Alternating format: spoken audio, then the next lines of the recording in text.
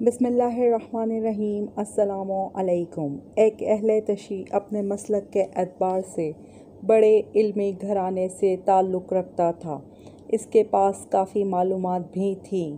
اس کے بقول میرے ان سوالات کا جواب کسی مولوی کے پاس نہیں ہے۔ میں نے اس سے جب ملاقات کی تو اس کی ہر ادا سے گویا علماء سے حتیٰ کہ صحابہ کرام رضی اللہ تعالیٰ عنہ سے بھی نفرت و حقارت کی جھلک واضح تھی۔ میں نے میزبان ہونے کی حیثیت سے بڑے اخلاق سے انہیں بٹھایا۔ تھوڑی دیر حال احوال دریافت کرنے کے بعد گفتگو شروع ہو گئی۔ اس کا پہلا سوال ہی بذام خود بڑا جاندار تھا، اور وہ یہ کہ تم ابو بکر رضی اللہ تعالیٰ عنہ کو نبی کا خلیفہ کیوں مانتے ہو؟ ہم تو ابو بکر صدیق رضی اللہ تعالیٰ عنہ کو خلیفہ رسول صلی اللہ علیہ وسلم اس لیے نہیں مانتے کہ انہوں نے سیدہ کائنات خاتون جنت کو ان کا حق نہیں دیا تھا، بلکہ ان کا حق غصب کر لیا تھا۔ میں نے کہا ذرا کھل کر بولیں جو آپ کہنا چاہ رہے ہیں، اور اس حق کی وضاحت کر دیں کہ وہ حق کیا تھا۔ کہنے لگا وہ باغ فدق جو حضور صلی اللہ علیہ وسلم نے وراثت میں چھوڑا تھا، وہ حضور صلی اللہ علیہ وسلم کی صاحبزادی حضرت فاطمہ کو ملنا تھا، لیکن وہ باغ انہیں ابو بکر صدیق نے نہیں دیا تھا۔ یہ صرف میرا دعویٰ ہی نہیں بلکہ میرے پاس اس دعوے ہر مسلک کی کتابوں سے ایسے وزنی دلائل موجود ہیں جنہیں آپ کا کوئی عالم جھٹلا نہیں سکتا۔ یہ بات اس نے بڑے پراعتماد اور مضبوط انداز میں کہی۔ مزید اس نے کہا میری بات کے ثبوت کے لیے یہی کافی ہے کہ وہ باغ فدق آج بھی سعودی حکومت کے زیر تصرف ہے اور وہ حکومتی مصارف کے لیے وقف ہے۔ اس بات کی دلیل ہے کہ آج تک آل رسول صلی اللہ علیہ وسلم کو ان کا حق نہیں ملا ہے۔ اب آپ ہی بتائیں جنہوں نے آل رسول صلی اللہ علیہ وسلم کے ساتھ یہ کیا ہو، ہم انہیں کیسے خلیفہ رسول تسلیم کر لیں؟ میں نے اس کی گفتگو بڑے تحمل سے سنی، اور اس کا اعتراض سن کر میں نے پوچھا آپ کا سوال مکمل ہو گیا یا کچھ باقی ہے؟ وہ کہنے لگا میرا سوال مکمل ہو گیا ہے، اب آپ جواب دیں۔ میں نے عرض کیا آپ حضرت صلی اللہ علیہ وآلہ وسلم کے بعد پہلا خلیفہ کن کو مانتے ہو؟ وہ کہنے لگا ہم مولا علی کو خلیفہ بلا فصل مانتے ہیں۔ میں نے کہا عوام و خواص کے جان و مال اور ان کے حقوق کا تحفظ خلیفۃ المسلمین کی ذمہ داری ہوتی ہے، کسی اور کی نہیں۔ مجھے آپ پر تعجب ہو رہا ہے کہ آپ خلیفہ بلا فصل تو حضرت علی کو مان رہے ہیں اور اعتراض حضرت ابو بکر پر کر رہے ہیں۔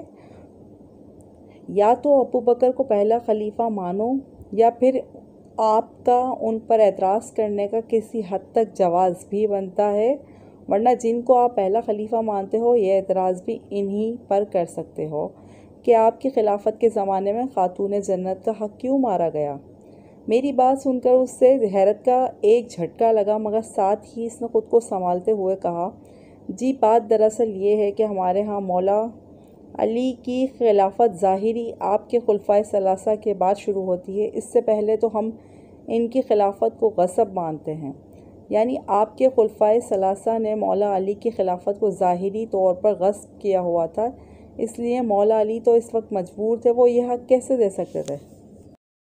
اس کی یہ تعویل سن کر میں نے کہا عزیزم میرے تعجب میں آپ نے مزید اضافہ کر دیا ہے۔ ایک طرف تو آپ کا یہ عقیدہ ہے کہ مولا علی مشکل کشا ہیں، عجیب بات ہے کہ انہی کے گھر کی ایک کے بعد دوسری مشکل آپ نے ذکر کر دی، یعنی ان کی زوجہ محترمہ کا حق مارا گیا لیکن وہ مجبور تھے اور وہ مشکل کشا ہونے کے باوجود ان کی مشکل کشائی نہ کر سکے۔ پھر ان کا اپنا حق خلافت غصب ہوا لیکن وہ خود اپنی مشکل کشائی بھی نہ کر سکے۔ یا تو ان کی مشکل کشائی کا انکار کر دو، اور اگر انہیں مشکل کشا مانتے ہو تو یہ من گھڑت باتیں کہنا چھوڑ دو کہ طاقتوروں نے ان کے حقوق غصب کر لیے تھے۔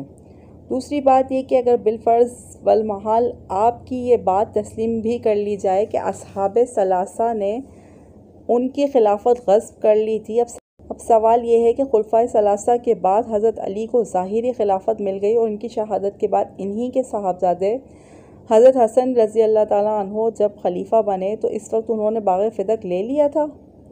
جب آپ کے بقول وہ خلفائے ثلاثہ کے زمانے میں غصب کیا گیا تھا، اب تو انہی کی حکومت تھی جن کا حق غصب کیا گیا تھا۔ لیکن انہوں نے اپنی حکومت ہونے کے باوجود اس حق کو کیوں چھوڑ دیا؟ آج بھی آپ کے بقول وہ سعودی حکومت کے کنٹرول میں ہے، تو بھائی وہ باغ جن کا حق تھا جب انہوں نے چھوڑ دیا تو آپ بھی اب مہربانی کر کے ان قصوں کو چھوڑ دیں۔ اگر آپ کا اعتراض حضرت ابوبکر پر ہے کہ ان کی ظاہری خلافت میں آل رسول صلی اللہ علیہ وسلم کو باغ فتح کیوں نہ ملا، تو یہی اعتراض آپ کا حضرت علی پر بھی ہوگا کہ ان کی ظاہری خلافت میں آل رسول کو باغ فتح کیوں نہیں ملا۔ میری بات سن کر وہ کچھ سوچنے لگا، مگر میں نے اس لمحہ اس پر ایک اور سوال کر دیا کہ آپ یہ بتائیں، وراثت صرف اولاد کو ہی ملتی ہے، بیویوں اور دوسرے ورثاء کو بھی ملتی ہے؟ کہنے لگا بیویوں اور دوسرے ورثاء کو بھی ملتی ہے۔ میں نے کہا پھر آپ کا اعتراض صرف حضرت فاطمہ کے بارے میں کیوں ہے؟ حضور صلی اللہ علیہ وسلم کی ازواج مطہرات کے بارے میں آپ نے کیوں نہیں کہا کہ انہیں بھی وراثت سے محروم رکھا گیا ہے؟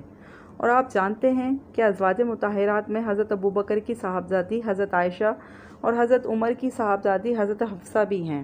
آپ نے خلفائے رسول پر یہ الزام دھرنے سے پہلے کبھی نہیں سوچا کہ اگر انہوں نے نبی صلی اللہ علیہ وسلم کی صاحبزادی کو حضور صلی اللہ علیہ وآلہ وسلم کی وراثت نہیں دی تو اپنی صاحبزادیوں کو بھی تو اس سے محروم رکھا ہے؟ میری گفتگو سن کر اب وہ مکمل خاموش ہو چکا تھا، ساتھ ہی وہ گہری سوچ میں ڈوبا ہوا معلوم ہو رہا تھا۔ میں نے اسے پھر متوجہ کرتے ہوئے کہا کہ عزیزم، کب تک ان پاک ہستیوں کے بارے میں بدگمانی پیدا کرنے والے بے سروپا جھوٹی باتوں کی وجہ سے حقائق سے آنکھیں بند کر کے رکھو گے؟ اب میں تمہیں وہ حقیقت بتا ہی دوں جس کی وجہ سے حضور اقدس صلی اللہ علیہ وسلم کی وراثت آپ صلی اللہ علیہ وسلم کے کسی وارث کو نہیں دی گئی۔ وہ خود جناب رسالت مآب صلی اللہ علیہ وآلہ وسلم کا فرمان ہے، یعنی ہم انبیاء دنیا کی وراثت میں نہ کسی کے وارث بنتے ہیں نہ کوئی ہمارا وارث بنتا ہے۔ ہم جو مال و جائیداد چھوڑتے ہیں وہ امت پر صدقہ ہوتا ہے۔ میں نے اس سے کہا عزیزم، یہ وہ مجبوری تھی جس کی وجہ سے حضرت ابوبکر صدیق سے لے کر حضرت علی اور حضرت حسن تک کسی بھی خلیفہ نے باغ فتح آل رسول کا حق نہیں سمجھا، جسے لے کر آج آپ ان کے درمیان نفرتیں ڈالنے کی کوشش کر رہے ہیں۔ نوجوان اب میری گفتگو سن کر پریشان اور نادم محسوس ہونے لگا، پھر انتہائی عاجزی سے اس نے مجھے دیکھا اور گویا ہوا، آپ کا بہت بہت شکریہ، آپ نے میری آنکھیں کھول دیں۔ آج سے میں اس طرح کے اعتراضات کرنے سے توبہ کرتا ہوں۔ اب میں رب تعالیٰ سے بھی وعدہ کرتا ہوں کہ آئندہ میں رسول اللہ صلی اللہ علیہ وسلم کے صحابہ کے بارے میں اپنی سوچ کو مثبت بناؤں گا۔ میں نے اس نوجوان کو مبارکباد دی اور ایک محبت سے بھرپور معانقہ و مصافحہ ہوا، پھر وہ نوجوان شکریہ ادا کرتا ہوا چلا گیا۔ والسلام۔ یہ جو پوسٹ آپ نے پڑھی ہے یہ فیس بک سے میں نے لی ہے پوسٹ، یہ مجھے تحریر اچھی لگی تھی تو میں نے آپ سے شیئر کی ہے، اس میں میرا اپنا کوئی ذاتی عمل دخل نہیں ہے۔ واللہ اعلم۔ ویڈیو اچھی لگی تو ویڈیو کو لائک اور شیئر ضرور کریں، چینل کو ضرور سبسکرائب کریں۔ شکریہ۔